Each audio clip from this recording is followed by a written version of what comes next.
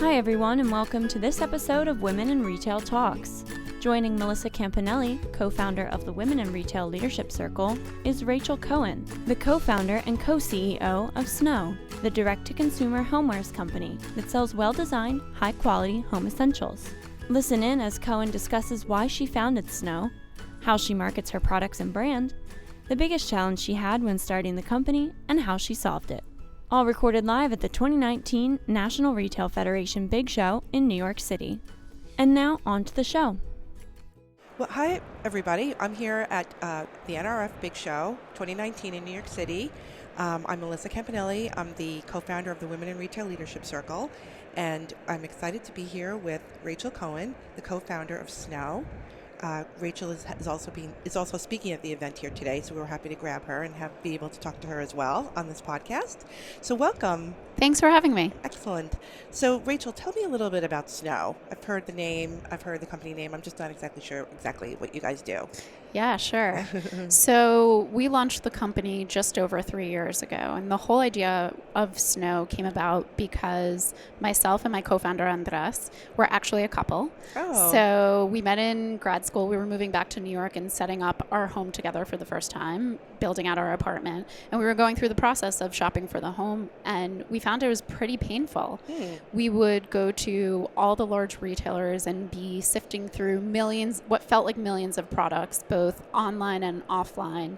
When we would go into some of the big box retailers, it felt like product was stacked to the ceiling, where we were overwhelmed by choice. There was almost the paradox of choice and choices that we weren't inspired by. I think we're fairly design conscious and interested in what we were putting in our home, but there was also this big gap of, willingness to pay, what we were willing to pay, because it was either overpriced luxury quality or ubiquitous design and a more affordable price point.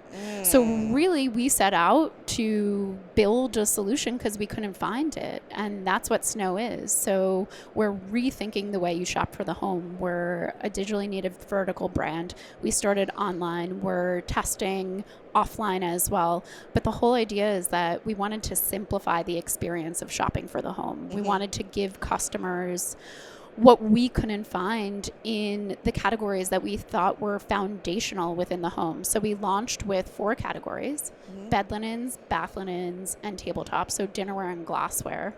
I kind of liken it to the jeans and white t-shirt of the home.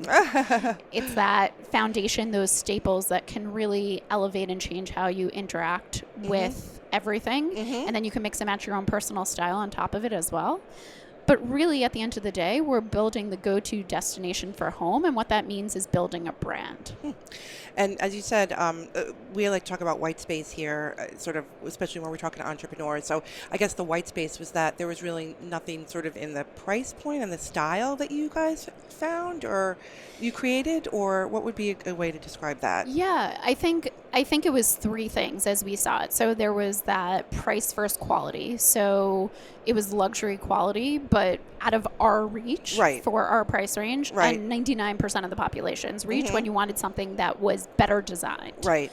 And then simplifying the experience for us, that really meant streamlining the assortment, not having an overwhelming amount of choice. So where you would be looking for wine glasses, we weren't offering 30 wine glasses to choose from for different varietals, but we were designing and perfecting that one quintessential wine glass. So really streamlining it.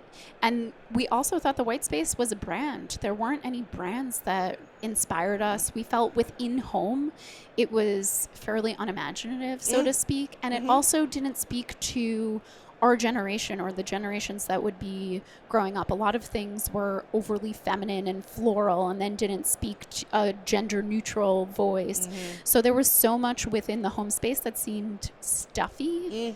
Stale, that we wanted to have our own spin, a fresh new take on it, because when we were first starting out, we could look at brands in so many other verticals that we related to: fashion, beauty, different accessories, but there were none at the time that we can think of in home. Right. Wow, that's so interesting. So what does Snowe mean? That's a great question. I know what Snowe means, but what does it mean in your context? Yeah, so we named the company Snowe when we were thinking about what would embody the things that we wanted people to think about when they thought about the brand. So the subliminal connotations of tranquility, blank canvas, all the positive connotations of snow. But by adding an E, it could be someone's name. So we could personify the brand around it. It could be a last name. And we were able to then start with that clean slate and build a brand where people didn't have all these expectations around it. Wow, that's great. That's really interesting. So since we're talking a little bit about brand, can we talk a little bit about marketing? And a lot of our listeners are very, that's sort of their wheelhouse. So what are some best practices, or what are some of the techniques that you use to get the word out about Snowe? Yeah, so I think the biggest thing for us as we've evolved as a company is to constantly iterate and test and see what's working. So that's one rule that we've always thought through for marketing. And then the second is not to always follow what everyone's doing, because we don't think that there's just a playbook that works from industry to industry, company to company. There's obviously best practices, but if everyone's going one way, there must be opportunity in a different channel, or so to speak. So I think nowadays, social media marketing, digital marketing is all table stakes. So we're obviously, putting a lot of focus on that, and that's helping to get the word out. But there's also things that we're doing where we're testing direct mail now. Oh, wow. That's really interesting. Yeah. And I think it's going back a little bit to Back to the Future, right? More traditional. It was catalog companies that came about generations ago. But how do we, again, rethink that? Because what's great about direct mail is it allows us to tell our story, right? It's not just a single fleeting Facebook ad that someone's scrolling by. It's actually telling the story of our brand, the reason behind our products, why the design of our products is so special, what differentiates us. So it really allows us to tell a more holistic story. And I think the other thing that we're testing for marketing that is definitely a marketing channel as well as a sales channel is physical retail. So from the onset, we've always tested physical retail, and now we have actually our second pop-up shop that's great. in Flatiron in New York City on 5th Avenue between 21st and 22nd. Wow, that's great. That's been a wonderful channel, because the reason we always thought about physical retail as a marketing tool or a marketing channel was because home's a little bit different. It's a very tactile experience where customers want to touch and feel the product, feel the weight of a fork in their hand, understand what the bed linens feel like when they touch it. So we always knew there would be some physical manifestation, but we weren't exactly sure how. And by doing a couple of these pop-up shops, we've really seen the difference in engagement, how customers interact with the product, how they instantly understand the differences in the product that sometimes, quite candidly, could be a little bit more challenging to communicate online than it is offline, where they're being guided through the experience. Yes. So this is your second pop-up? So did you have one also in New York? We had one also in New York last year in Soho. This is our second one in Flatiron. We also have an immersive showroom. It's really a retail lab called the White Space that was our first foray into physical retail, where it's actually not street level, but it's a loft in just outside of Union Square as well, where customers can shop as if they're shopping a loft, shopping a home. Wow. And everything's in situ, and we've partnered with different design partners that complement what we're doing, art partners and lighting partners, to really create a home and a design point of view. Wow. But we also host events and do different dinner parties, again, ways in which customers can come into the fold and interact with the brand in a much more immersive experience. Wow, that's really interesting. Is there any tech there that you're working with, like new kinds of tech, or is it more a design showcase?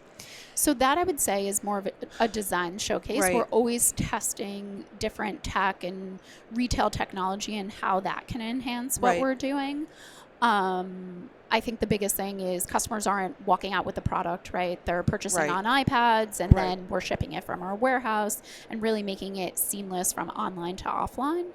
But we're thinking about what are those next retail technologies as we continue to roll out that footprint. That's awesome. That's great. That's good to know. I love the idea of having an event there. That sounds like a great opportunity for you and for the person having the event, Yeah, of course. It's have a cheese tasting or Right. wine tasting, and then customers are organically interacting with the product.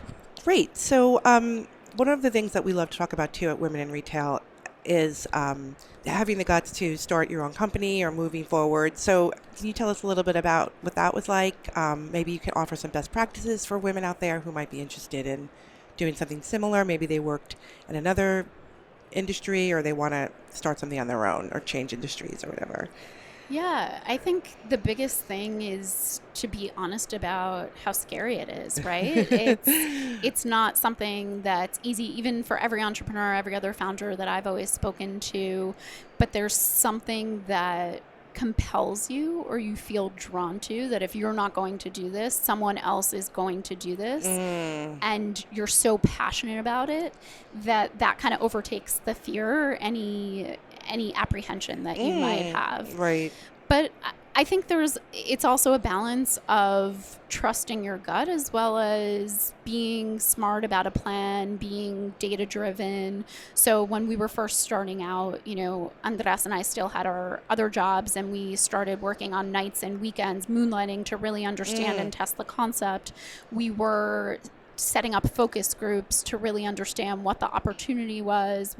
And by focus groups, it would be inviting 20 of our friends over, giving some pizza and wine, and, doing things that didn't cost a lot, but you were able to really start to gather information. We would go and register at every store we could think of, online and offline, to figure out what that experience was. So really started with information gathering to get enough data where we understood what the opportunity truly was. Right. And then at that point, I think it's kind of dive all in. So right. I wholeheartedly think that it's very hard. It's not impossible, and there have been people who have done it, but I think it's very hard to really get a company off the ground and to take off if you're not in it 100%. Right. If you're not passionate about it, and that's a great point too. If you feel like somebody else could do it before you, that could be really frustrating. So if you have such a great idea. So when you first started, what was one of the biggest challenges that you had, and how did you overcome it? I think that's a really good question. And I think when I think about what was challenging for us, it's kind of our approach to how we launched and how we thought that it was a differentiator to launch with multiple categories. And I think nowadays you'll see a lot of retail companies and, direct-to-consumer brands who launch with a single product or a single category. And for us, we launched multi-category out of the gate. So I think with that, there's inherently more challenges, right? There's a more complex supply chain that we had to deal with. Everything from more suppliers to a packaging solution that had to work for everything. And we really had to think through everything so holistically because our whole ethos was simplifying the experience of shopping for the home. So we had to make sure that the supply chain was sound. Right. And that was definitely more complex. And then I think on the flip side, when you think about marketing and getting the word out about the brand, when there's a new brand out of the gate and we were building up credibility and defensibility, I'm sure we had customers questioning how could they do all four of these categories so well. Right. How there must be one that they're skimping on, or there's one that's their hero. And for us, we truly felt that the opportunity was to build a destination for home, and that meant going cross category. And that was also for a lot of marketing purposes as well, right? Like cross-selling opportunities and engaging conversation with the customer where customers would want to come back to us to hear from us again.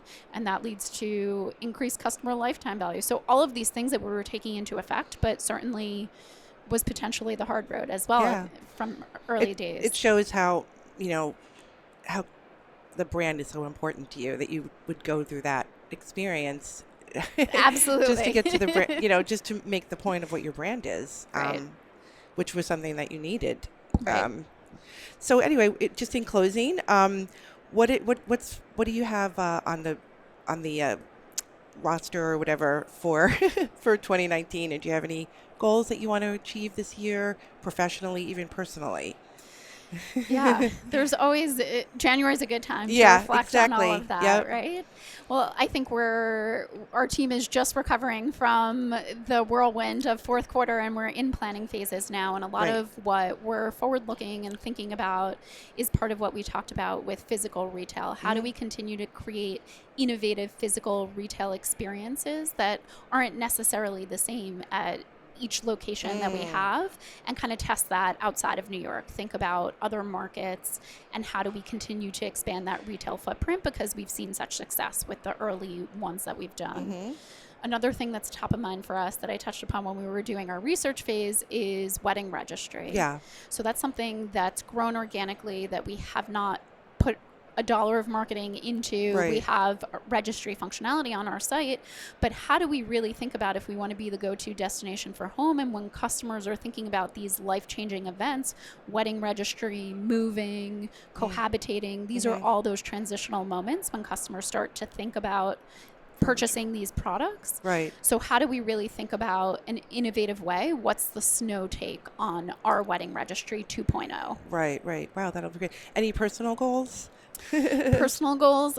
Honestly, my personal goal is to take care of myself better. As trite as it sounds, it's the working out that I used to do, sleeping. It kind of gets pushed on the back burner. And for me, a big personal goal is so that I'm mentally and physically sound to also continue to run a fast-changing company. Exactly. Yeah, balance is the key. Everyone that I've spoken to today has said that, so you're not alone.